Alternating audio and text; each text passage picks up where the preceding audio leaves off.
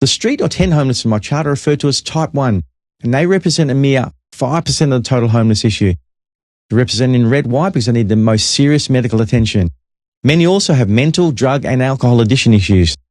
Now, I was at a Rotary meeting where the head of a hospital emergency unit gave a presentation, and she highlighted the fact that a lady that was brought in to the street homeless, been admitted into emergency, and because they couldn't just get her well and send her back out on the streets, obviously a human rights issue, when she was well again, she ended up staying in hospital for 27 months at the cost of the taxpayer, $650,000. That's your money. We pay for that. At that time, we could have built 10 two-bedroom homes, housed her, and 9 to 12 other homeless. Now, they spent $140 million as an example for 224 units, 2 multi-story apartment blocks. Now, for that $140 million, we could have built 2,222 two-bedroom homes, fully furnished with air conditioning for that same amount.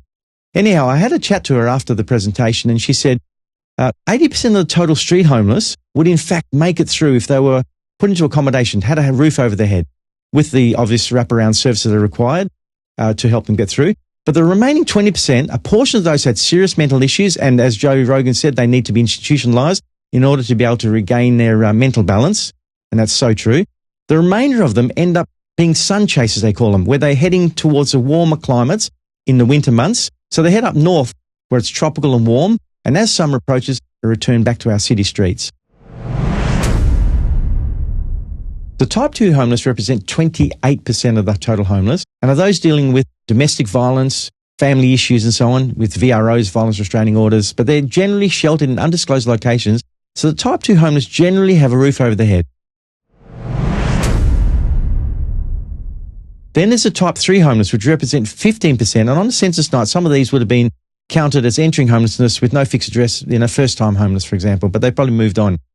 But the others are potentially those ones just out of prison and transitioning back into the community, and they're in halfway houses, and they generally have the support services around them, but they also have a roof over their head, so they're being sheltered.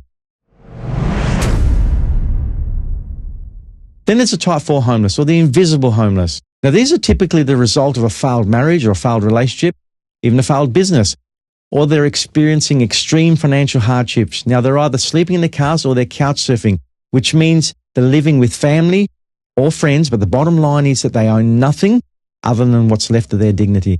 They often sleep in their cars at 24/7 food outlets like McDonald's, so they have access to restrooms and have some form of safety and security, and would be frequenting the swimming pool change rooms so they can shower. Now, an undisclosed fact is that the type 4 category can, within 6 months, spiral down to a type 1 and be living on the streets. Now, within that 6 months, they can also become so depressed and inflict self-harm and even suicide. So this is a common scenario of someone sleeping in their car. The car gets impounded. They've now got nowhere to sleep. Where do they end up? On the streets. And that's when they hit rock bottom. What follows a depression is to numb their pain and shame, and the common choice is alcohol and even drugs. The misconception is they start off as druggies and end up on the streets, because of their drug issues and so on, but that's pretty well the opposite way around. The type 4 need to be housed immediately so they don't end up on the streets within 6 months. This has to happen now. Help me get their lost human rights back and end this political shame.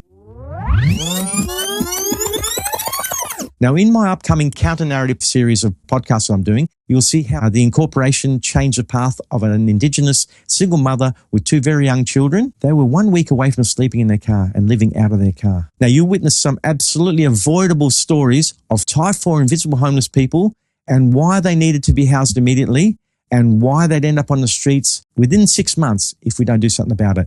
You'll witness our sustainable movable home solution that enables a weekly rental of $51 per week. You'll witness high-rise apartment solutions, and they want to integrate our homeless into these solutions while not taking recommendations of feasibility studies. And these reports advise them not to put homeless in multi-rise apartments. They don't assimilate. Now, our solution needs to be presented to the Attorney General of every state and every country around the world so that we can give the homeless back their lost human rights.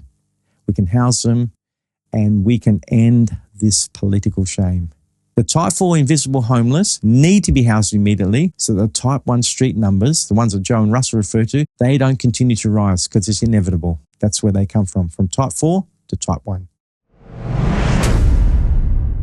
I urge the likes of Joe Rogan, Russell Brand, Elon Musk, Tucker Carlson, Dan Bongino, Charlie Kirk, Benny Johnson, and others to get behind this and get these letters out to every state attorney general so they can give the homeless their lost human rights back, and we can end the political shame.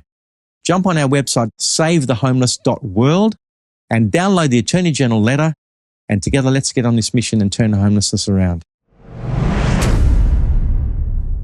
If you've got a story that you want to share with us, please email me on help@savethehomeless.world. Thanks again to our philanthropists and partners who are helping me on this great cause. Please subscribe to our channel for a mere $9.90 a month, and in appreciation receive one of our 2 glorious 10 easy recipe books called The Family Dining Experience. And for those with double income, no kids, you can download the Dink Dining Experience. Each month they're different. Each month we're also including a bonus recipe packed with nutritious vegetables created especially for our elderly folks. They struggle to put a nutritious meal together, and they simply rely on the simple solution like a packet soup just to get by. Now these meals can be frozen, so you can cook up a big batch, throw them in their freezer. They're going to love you for it, and you know they're getting good nutrition. My goal is for every 10,000 subscriptions to enable us to purchase a movable home and house a homeless family sleeping in their car. Your small monthly subscription can enable this to happen. To see how serious I am about homelessness, jump on my website, savethehomeless.world, download and share my song, Does Anyone Care? It's with my band called The Net. I close my eyes. I hope that I'll wake again. I sleep alone in silence. I wake alone in silence. If I even wake at all, does anyone care? Anyone care?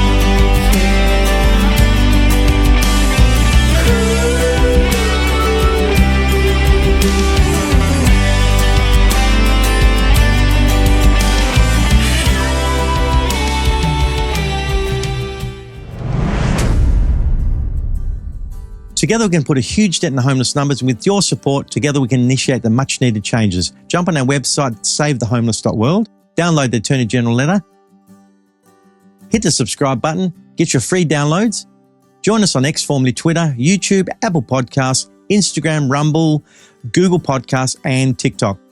See you next podcast.